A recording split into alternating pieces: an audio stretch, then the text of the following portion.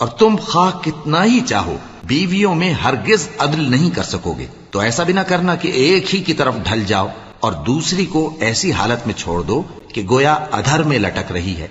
और अगर आपस में मुसालहत कर लो और परहेजगारी करो तो अल्लाह बख्शने वाला है, बड़ा मेहरबान है। और अगर मियाँ बीवी एक दूसरे से जुदा हो जाएं तो अल्लाह हर एक को अपनी वुसअत से गनी कर देगा और अल्लाह कुशाइश वाला है, हिकमत वाला है।